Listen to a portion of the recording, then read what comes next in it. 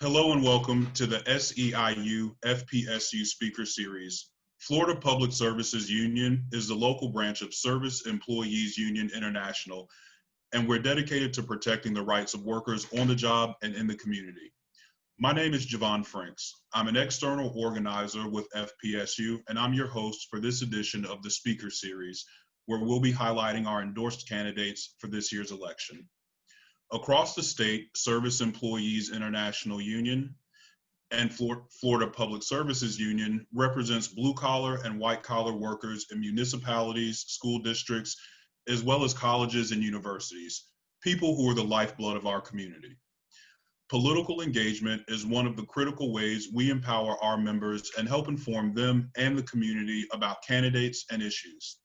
This speaker series is a part of that effort to help you be ready for Election Day, Tuesday, November 3rd. Remember, all elections are local, so please be sure to check your supervisor of elections for details concerning vote by mail, early voting, and polling locations. If you've already requested your vote by mail ballot, please return it as soon as possible to make sure it gets there in time. We encourage you to vote early so you can avoid lines and take advantage of Saturday and Sunday voting as well. Lastly, if you vote on Election Day, you must go to your polling place, wherever you're registered to vote. So if you moved or have any changes to your address, please make sure you go to the right polling place if you vote on Election Day. Our guest today is Attorney Patricia Sigman, candidate for Florida Senate District 9, which covers Seminole County and parts of neighboring Volusia County. Patricia is a board-certified labor and employment lawyer and a civil mediator. She's lived in Seminole County for 26 years with her husband and is a mother of 3. She's also a small business owner and a voter protection leader. Patricia, welcome to the FPSU Speaker Series. Thank you. I'm excited to be here and talk about these important issues. You've lived in Seminole County for more than 2 decades. How have you seen the community change in that time, and how did that inform your decision to run for office? This community has changed drastically over the years that I've been here. My husband was born and raised here, graduated from Lyman High School back in the very early 80s. And I've been here since I was in law school and commuting back and forth to Stetson Law School. So since about 1991. And we started our business here in 1993. A small law firm on Maitland Avenue in Altamont Springs. And so we've watched this community grow. We raised all 3 of our kids here. They went through the public schools. They're now all in their 20s. And this is the fastest changing red to blue district in the entire state of Florida, just to give you a sense of the scale. And that's why this district, which was traditionally a Republican district, is very much at the forefront of the change in the state. We are very clearly now a purple, if not, we believe, a fully blue district. And if you look at the results from 2018, Bill Nelson and Andrew Gillum both won Seminole County, even though they did not win statewide. We also elected a countywide elected official in Christine Krause, who's on the school board, and Nikki Freed won here, and others. And so we have a very clear understanding. This community has changed through a tremendous amount of growth. We've had just a large influx of people moving here. It is a wonderful community to live in. It is a welcoming, positive community. People enjoy the schools. People enjoy the parks and the space. And it's a nice place to live. And because of that, we've had a lot of people move here. And a lot of people live here and work in Orlando. And Orlando has become very blue. So just like many near suburbs to cities that are blue, you end up with a very blue nearby suburbs. And so here we are in a county that used to have a 30 or 40,000 person voter registration gap, Republicans to Democrats, to where really now it's almost non-existent. So we are at a moment, we've seen this change coming, the trend from 16 to 18 to 2020, but it is a vastly different district. But it has kept its positive character of just being a warm and friendly, positive place to live. And we want to make sure that we keep that and grow that and make that more inclusive of everyone. Excellent. And it is a big district. It covers Seminole County, parts of Volusia, from Orange City to Altamonte Springs to Oviedo. District 9 has a lot of diversity, and you just touched on that. What are some common threads that you see in the community that draws it together?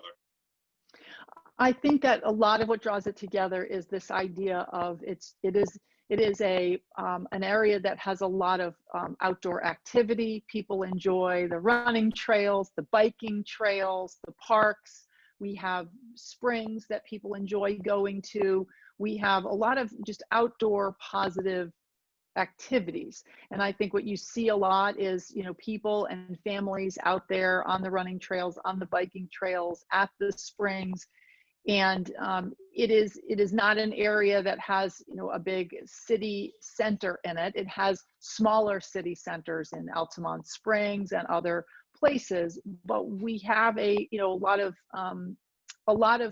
kind of positive outdoor activity, and I think that is something that has attracted people here. It's a place that people really like to get together outdoors and with their family or with their friends, and get kind of away from the hustle bustle of traffic and things like that, and just enjoy the beauty of our area. And we have wildlife, we have bears, and we have deer, and it doesn't feel like you're this close to a city, but you are. Mm-hmm. And I know that protecting the environment is one of the things that's important for you, and there's a real tension there between that growth, the suburbs as they continue to expand, but also wanting to protect those outdoor spaces and wild places. And we know that Florida is particularly under threat from climate change. How do you plan to infuse that concern and love for the environment with the work that you do? Absolutely. So I'm honored to have the endorsement of the Florida conservation voters and the Sierra Club. I think that Florida is a very beautiful and unique environment, and we have an aquifer under our feet that is vital to it is the lifeblood of our state. It's our water supply. So we have to protect that. And one of the things that my opponent has done, which my opponent's Jason Broder, when he used to be in the Florida House, he voted for fracking in Florida. And he voted to allow the secrecy of the chemicals that are pumped down into that precious aquifer area in fracking in Florida. And I think those things are outrageous because they are a threat to our water. And so we have to protect that aquifer. I think that we also have to make sure that, for example, Seminole County passed many years ago a charter amendment to protect the rural area that is in the east part of our county. And we call it the rural boundary area. And it's the area, east of the Econ River. And it has been the subject of a lot of difficulty to protect here, only because we've had developers, and one in particular, Chris Dorworth, who wants to develop this giant, very, very large and very expensive river cross development in that area. And he's been battling to do that for many years. And the people here do not want that. The people here opposed it. The county has opposed it, and they've been in litigation and trying to fend it off. And that's another thing that my opponent did. Jason Broder, when he was in the House in 2018, he voted 4 times for a bill that would have allowed building in that rural boundary by Chris Dorworth within 3 miles of UCF in Seminole County. And that was just wrong. He's later claimed that was a button he hit by accident, or people don't understand his vote, or that he changed his vote. But I mean, the Orlando Sentinel reported the article. He voted for it 4 times. He was roommates with Chris Dorworth in college. So it is it is something that is very important. Republicans and Democrats are united on the fact that we have to protect that rural area, people love the low density population area out there. It's a there's a wilderness area, there's biking and hiking and all that activity. We have the Econ River we have to protect. So it's important. And then if you look at our springs, like Gemini Springs, which has been closed to swimming for a long time now in Southwest Volusia because of algae blooms, which we know are impacted by not only runoff but climate change. So we've got a real need to dig in and make sure that all of our environmental treasures are protected, so that our kids and our kids' kids and their kids can have clean water and this beautiful open area to enjoy life in, and not to have all this sprawl. And so it's really critical, I think, that we need to invest in job creation in the solar industry, because we can create good paying jobs and apprenticeships to create solar panels here in Florida. I mean, we're the sunshine state, for goodness sakes. We should have a really robust solar industry here. And we can get carbon neutral if we work hard at it, and we can create jobs and expand our economy beyond just the focus on tourist economy, so that we have better flexibility in situations like we've just experienced, where we've seen the impact on our service economy. And that's a great place to pivot into education. And you're particularly concerned about the defunding of education, how vocational programs, it will be a great pipeline for young people to learn those basic electrician skills, that then they can go and get that job installing solar panels and servicing the solar industry. How have you seen the defunding of education and the shifting of priorities in education impact the district? Well, we've seen a large impact. I mean, we've got billions of dollars that have flowed right out of our state's public education system into for-profit charter management schools. I mean, like $1 billion a year. And many people don't realize what these PICO dollars are, but PICO dollars are they're dollars that allow taxpayer money to be used to build buildings and acquire property to put schools on. And what happens with these charter management companies is they become basically a big corporate giveaway. They get PICO dollars right from our tax dollars, right from our education budget, to build a big, beautiful school that they get to keep when they close the charter school. And then that property becomes part of the owned portfolio of the charter management company. And this is just really crazy. And we have schools that public schools, traditional public schools, that need to be rebuilt, that need to be made safe, that need infrastructure, that need improvement, that have portables that need to be replaced. And we're flowing, these billions of dollars out to these charter management companies. So the first thing we need to do is we need to claw back that, that stop the flow of that money, and make sure that we are keeping the public education dollars in public education. And remember, the lottery dollars were supposed to be extra. That's what we voted for when we voted for the lottery for education, right? That was the extra money that education was supposed to get, not the replacement of other funding that education was getting. And so that's a huge problem. I mean, we need to be bringing all that money back in. I think that when we fully fund public schools, we have vocational programs that are available in the middle schools and the high schools that transition very well into the state colleges and into apprenticeship programs and opportunities for people to become skilled tradespeople and small business owners and the future leaders of our communities. But we can't do that with these billions of dollars of our tax money that's flowing out to these for-profit schools. So it's all about prioritizing and keeping our public education money in public education. And I imagine in a fast-growing district like 9, where every new housing development, there needs to be more schools that go to support those families so they can continue to have access to good schools. That this is an issue, and you also have 3 kids who went to schools as well. So I imagine this is an issue that's close to home for you. It is. I mean, all of my kids went to the public schools here in Seminole County from kindergarten through 12th grade, and I spent a lot of time volunteering in the schools. My kids were marching band kids. Well, first middle school band kids and then marching band kids all the way through high school. So I ended up the band booster president at the high school and very involved with the fundraising for that. And if anyone knows about those programs, it just takes a lot of help to get a couple hundred kids on the field every week, Mhm. and to put out a nice band program. But we ended up raising money and building a band tower on the campus of Lake Mary High School because the school hadn't been able to do that with their own funding, and it was something that was needed for the educators that teach in those programs to be able to get up at a high level where they can see the students. It's also a wonderful symbol of pride rather than having a band director erecting kind of makeshift scaffolding every year, which is what had been happening. It's not safe either.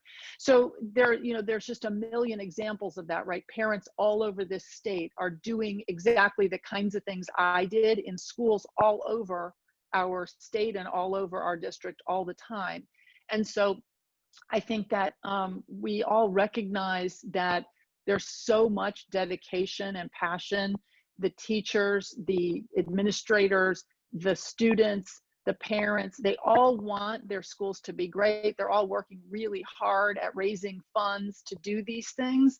But if you look at it, all that billions of dollars that are just flowing out in a corporate giveaway, if we just brought that back in, the amazing things that could be done, right? Instead of having teachers taking money out of their pocket to buy school supplies for their kids, and instead of having parents having to, sell cookies and things to raise money to put in a resource that the school needs, it really, we could take all of that talent and effort and put it into even greater things. So I feel like it's all about making sure that we are not allowing that flow of money out, and we're really valuing public education as a top priority.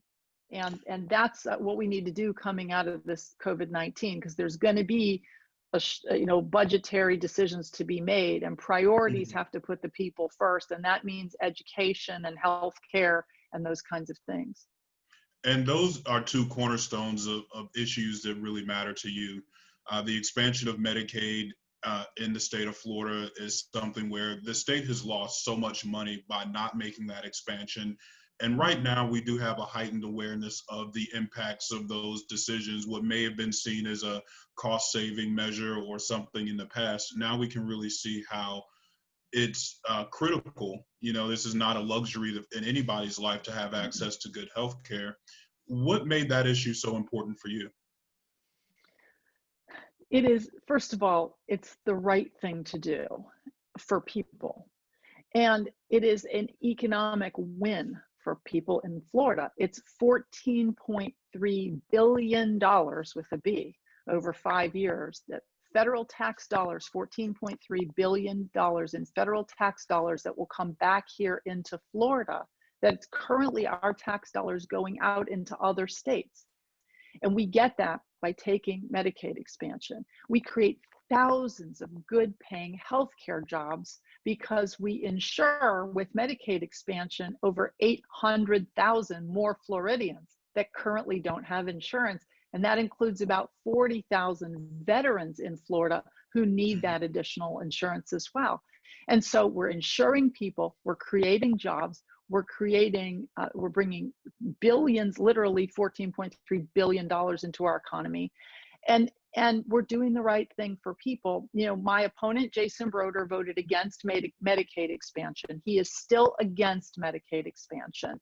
And he claims that having health insurance doesn't give you better health outcomes. And what I keep saying is, ask any mom or dad or person who doesn't have the money to go to a doctor and doesn't have access to affordable health care for preventative care and treatment, if they think they're getting as good of healthcare outcomes as people who have the ability to go to the doctor. I mean, come on. We know if we go to the doctor, we're gonna have a better health outcome because we're gonna be able to prevent and take care of problems before they come very bad. We don't want people to have to wait until things are so severe that they have to go to the emergency room. That's not healthcare. Not at all. That is emergency care. So we just, it's the right thing to do. And it's so obvious. It should have been done so long ago. And now more than ever, we need the billions of dollars. We need the jobs. It also stabilizes health insurance premiums for people who are fortunate enough to have private health insurance. And everybody sees their health insurance premiums going up because when you're not taking the hospitals and having them treat so many uninsured people, they're not passing those uninsured costs on to everyone and causing the increase in health insurance premiums. I mean, it's so self-evident, it's so bipartisan approved, important, and again, my opponent is just flatly opposed to it, and it's ridiculous. Mm-hmm. So Florida is a notoriously difficult state for unions and the rights of, and for workers to really build the power and have their rights protected. And this time in particular has been difficult for many of our members who work in schools, drive school buses, our brothers and sisters at SEIU 1199 work in the healthcare industry, and many of them are going to work without all the proper protective gear that they need. As somebody who has a background in labor law and working with employers and employees in that very contentious space, how does your experience inform your perspective on what workers need to do and how workers need to be protected in our state? We have to value and respect and appreciate and protect our workers. We have seen in COVID-19, for anybody who didn't previously understand the importance of the folks who do take the risk every day and get up and go do a job that we need that puts them at risk. And we have to protect people and have a safe workplace. It concerns me as a labor and employment lawyer greatly that Florida doesn't have for its public sector employees an OSHA. Mm-hmm. And we have it for private, but not for public. We need to protect workers here. I have talked to far too many healthcare providers across the spectrum, from physicians and nurses and aides and other hospital workers and people who work as techs in various parts of the medical area, that they don't have adequate PPE, that they're having to reuse and recycle and keep masks from day to day and from room to room. I mean, that is not safe for anybody. It's not good patient care. It's not safe for workers. It doesn't make any sense. These are basic things. We need to make sure that, depending upon the facility, because every facility is a little different, that the air is being filtered properly when we're dealing with COVID-19, that the equipment and the coverings and the face shields and the masks and all the PPE is there and available. I mean, look, the last thing a worker should have to worry about when they get to work is that there's not going to be a safe workplace, right? Worker does everything they can to get there to work, get there on time, and show up to do a good job and work really hard and put in that work.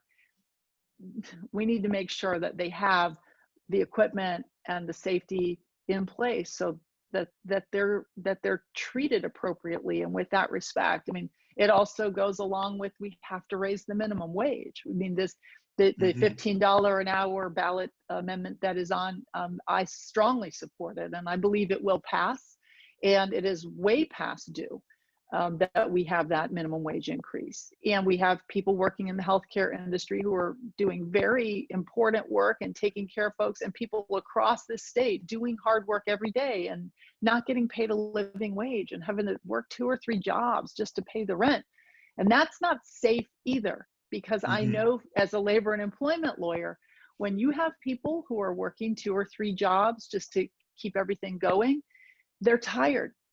And they're not sleeping, and they're not getting to take care of themselves, and they're not getting to come to work in the way that they present to be the safest they can be. Because when you're tired, sometimes you get injured, and it's not a good thing. So we have to look at it as a safety issue as well as an importance for valuing people and paying them better. I also think we're going to attract more people to Florida to come here and work when we have a good wage. And that creates growth and creates tax revenue and creates good values for our real estate and good growth for our small businesses to have more customers, right? It makes sense.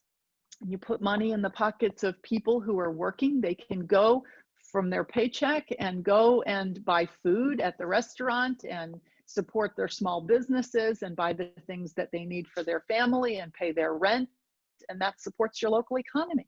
So it's obvious. And that's really, investing in workers is investing in Florida. Wonderful. Well, as we wrap up here, I want to again say thank you for taking the time to speak to all of our members who are part of Florida Public Services Union.